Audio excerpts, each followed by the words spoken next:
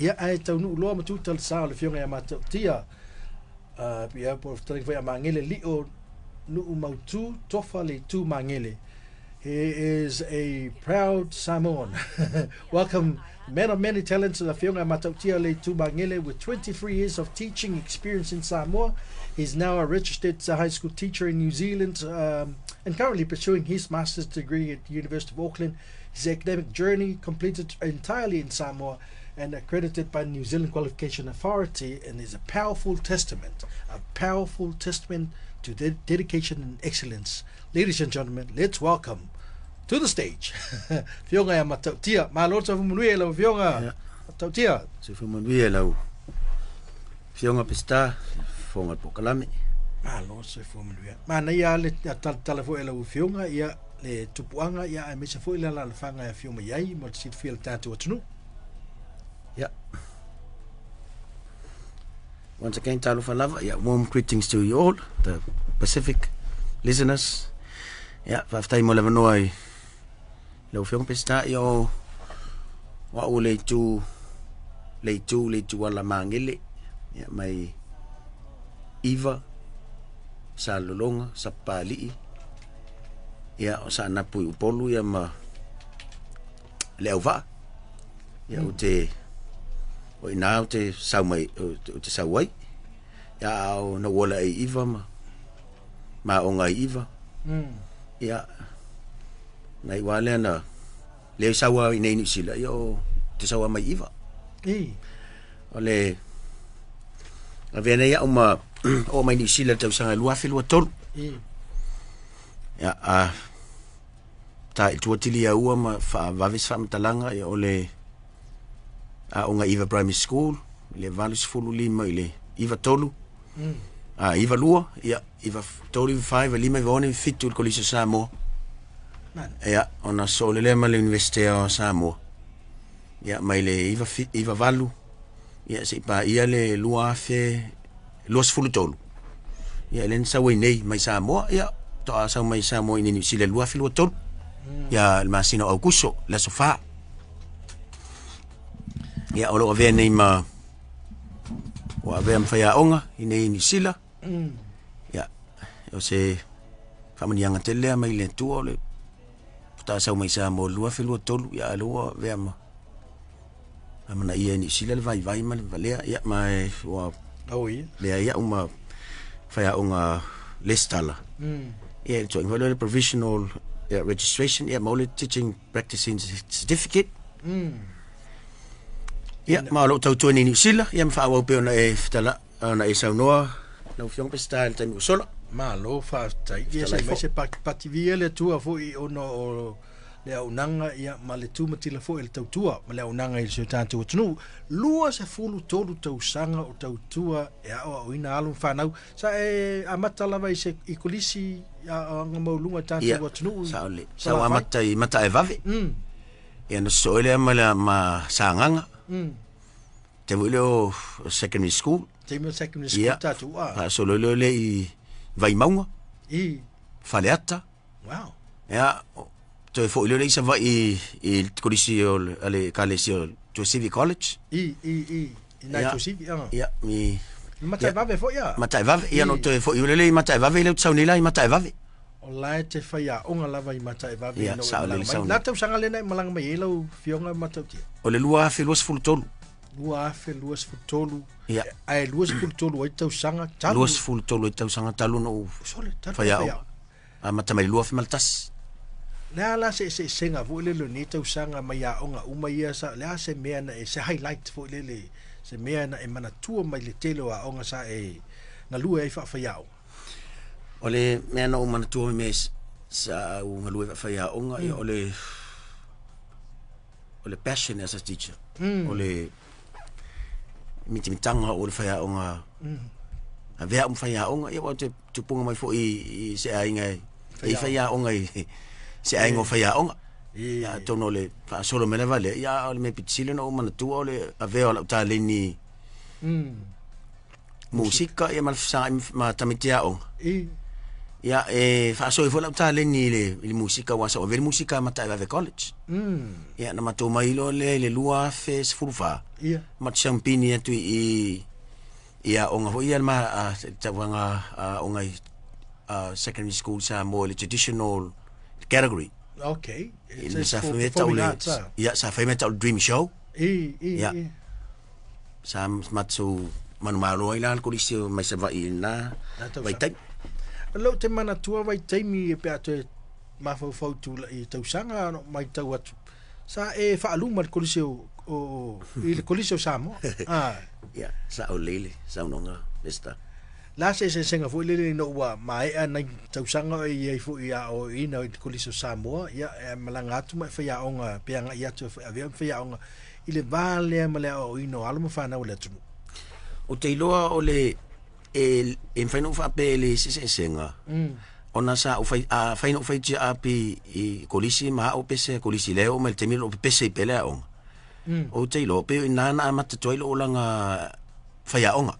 Le tulunga ya o pese fail pese ti ap. Ya o vaenga pese mele o loto pese mele pe nana ma fu ai na pe nana mata mata. Ya ele faya onga o te ilo le i fo le sunga fa au ya savea. Ya pe o tala lava savea le te man tua ina o lo tausanga hi u il colisi samo. O e faya onga. Mala o taleni faya onga. Ya pe o lena muli ya ma a te alu lai tu ya o ma sani la controlling o tamite tofi a faya pese la onga to na ele na la fai tu la o ai wa fa alongo mo tamite ele ngatala o la nei sim ta upsa o ina o e aveo en faya sa o ina lengan sa mo mai le 9 to 13 ile tau sanga sport tolu. Ale fo fa ngai nan ngan sa mo fo le su nga fo ile ya nga ile investe so ba ngo mana sa ile yo le se me ole ba ngo ole vem fa ya ole ngana le yo ya ile tau tu fo i sa mo ya pero fa te mo solo pero to ina ya sa o ngai fo yo sa vea ya pa tu le ang fa o nga yo ma vem fa o anga fili la auto te lo va ya pe na ito inana sa talo fai wo la no longo ya la mo mai tia ya ya to na ole mta upo ngan sa mo se foi le tomali ile mata li foi le tlinga ya ang fili ya me se foi on favor ya ma fa tu funanga foi sa fe ngai ma le foi tomali i le tausia upo le atu o te alu lava la i tua ya o masani tu mo tamiti ona le sa fa chia wa ko ile confidence le te mai alus fu to sanga e malanga mai New Zealand. How did you find it when you get to New Zealand? Yeah. Was it challenging? How it was challenging. And it's not easy. Le se me fingo fi but ole le se ma fa usa ni New Zealand. Ya wa ona ole mo tau sia ma to inga sa mo la fo na lin tele matai pe ne to lo lo ya sa tau sia inga mo mana tu o te ola ya sa mo okay ya pe te ya wo fa te email kota ya la ko wo lucky ya le o mai ai ole it's a challenging ya ole ono I came to New Zealand 2023 so tau fa ma sani so I became a teacher very quickly after arriving. So when this happened because I believe in myself, despite the fact that New Zealand is different from Samoa. Yeah, but it wasn't easy. But I was determined to continue teaching. Pursuing your career. Pursuing my career. And yes. Those are the challenges that you went through. What can you walk us through into the process of obtaining that qualification here in New Zealand? Before I came, I have an older sister here in New Zealand. She's a deputy principal at Te Aratu, and she's the one that already informed me, advised me of how to prepare when I came. So I came with my diploma in education, and Bachelor of Education Secondary and a postgraduate diploma in education. Right. And so, yeah, and the first step I went through is submit all those documents and apply and through an application to the NZQA for the assessment. Okay. Yeah, have it all certified. Yeah, and, certified. I certified them all from Samoa before I came. Yeah, so I will just submit them and wait for the result. And yeah, it's a blessing to actually get received and been accepted, being Yep, accredited. yes, accepted. It wasn't that as ele whaingo fiele. Yep. Ia le tātou a mai se lava le ngai mai Samoa. Leu te mantua nei nisi fo te mali I na ngai mai. Masa ina fo le wafitai le ngalwenga whaaonga. Ia, ele I whaonga ina e. They did not get in straight away. They had to go through and completed a couple of other units in order to get into to become a New Zealand qualified teacher. But apparently your qualifications were accredited by the New Zealand Qualification Authority with all, and despite your studies that were completed in Samoa. How cool is that, man? Yeah. That really tells a story, the level of education that's it's been offered or it's what's available in Samoa, and it's been what we can complete courses in Samoa and will be accredited here in New Zealand. I suppose it's similar to what's been happening in Australia for Langalele bang for the organization NPT something Australian. Le tel na o ngai fo ina ni so tatu tangata Samoa la for trade mana. So now you started teaching here in New Zealand. Yes. Yeah. So I'm a teacher reliever now. Yeah. But I'm working through my Master of Education Leadership. Okay. Yes, and yes, yes. You mentioned that's the biggest challenge was adjusting to a new system and improving myself in a new country. But I remind myself that teaching is my calling, and that gave me strength. All right. And so the NZQA, they granted level 8 for my postgraduate diploma from Samoa. Inspiring. From Samoa. Inspiring story. Yeah. And level 7 for my Bachelor of Education Secondary. Yeah. And level 5. So postgraduate, so basically that's the master's level anyway. Level 8 is basically, so they basically approve the postgraduate level. Walanga level 8 le level postgraduate. So postgraduate my Samoa le NUS. Yeah, let's to say name a level 8 yeah, exactly. That's basically the master's level in New Zealand. Our first year level. So year le tua. Yeah, le ave fa mun fa tai le tua no langa le. Yeah, I Leala ufa Waulo Master of Education. How far have you got to go? Maybe next year. Until next year. So this year and next year. Yeah, but it depends on how hard I studied. And and my right hand is God. That's my helper. Malo faftai tofina yo walo matautia. To lima. Yo lislanga mena pisi. Yeah. Fai me anga tamai. Very good. So lima tamai. Now, not only that you're a teacher, but you're also a very talented musician, and you've got a recording artist. Your latest release is now up and live in YouTube. Level tato pese fo le wa out mantemine. Ole lo fa moi moi. Lo fa moi moi. I walanga lete I loa le inisio tanto musika I lau fiong we matautia. I tango su atu I runga tanto lock. Se lale umi lale le aunga au tu o le pesel nei o lo fa moi moi. Lo fa moi moi o le love song, Samoan love song. E pe tau tata I le mafau fau le I me fa nga wo. Ya ma pena la vale le olangai. Ya tatu Samoa fitu sia I ma ya ma to ile pes. E pe fa ngar me le ya se pese dedicate I se uto lo. Ya o por pese pe folinga mai le io. Ya la volevana io. Ya em fai. O lo levana no fulus nuas fulu 5 ni ta sanga talon no. Ya winga la utala em fai na fai na kongeki so ska kala.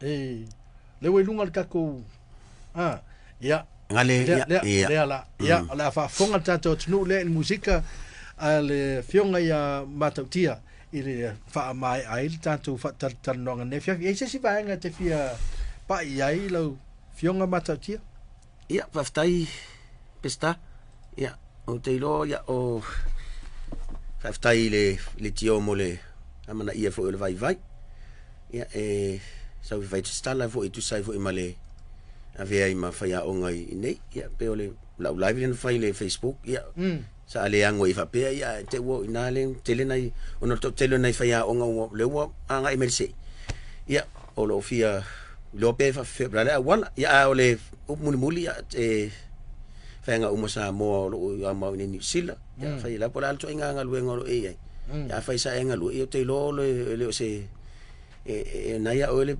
tomai ma le anga wa, ya Paulo wa pio me pe fa tu tunga ta yo telo me e fai ya na Paula va na me momia o qualifications ya ma appraisers mai sa mo o ya me umana te wi mo mo o le NCQA ya mai ya ona pasilole o le mo me NCQA yo teaching council le right ya o tele fa umata porque Paula me fie pa yo me fengo fie lo el termine o aveu ia lau assessment le mai le NCQA yang ai le teaching council ia ma avela ma sa ma tole sa su el English tau fai ia language mo termine ia fa so ta ia fa tele sa mai sa mo po ia se to ai ngai sa mai sa mo ia so ta ila le primary school por college sa ongai ia por university ia mai se tu si fa mo ni voile reference sa o lau pepanat sa mo sa ngai sa fatino le ngal Britania ia wa tele to ya lula pe o mata ule sa suela IELTS so en English fo ile se lo ngate ono lima fitse fulu to apas ia o fa nga fa ia le kwa ia le to ama wele ia na le na ma wele lau teaching registration ia o me na nga ia to all my fellow Samoan teachers, don't give up. Your skills and your heart for teaching are valuable here. With preparation and persistence, you can continue your passion in New Zealand, like myself. Yeah, leise me mo se file mu ya ton fo ya fai o le lo langona le you have the share the passion to be a teacher. Ya o ngalu o me umana te anga ia wa fo le me fai o nga le stala in New Zealand ya ma alo ia ya ai nga talna ya o tanto fai longa mai Samoa le NUS ya o recognize in New Zealand ya pe o ya o se vi inga ma fai le tua ya o le fanga ina le vai ya ma le fatauwa ya o mai nei me alofa ya ma nei fa manu yanga ya o tu fatu le nei tula ya manu tele ya le afiafi ya fa sango to le afiafi ya paftai you got it. It's $103,068. That's a lot of money. Annual. Compare that money to the CEO back in Samoa. New Zealand, that's 160. That's 160,000 Samoan tala. Solely. Pesta level 7. Level 7 la qualification le venga teaching in New Zealand. Jala mena mo mielen se QA mo mua. Ifai fatulanga mai. Pola ia to inga level qualification le pe mena no le to ya ongan tai pe isi sunga fa ya on. Ono le sawe level 8 la postgraduate diploma education.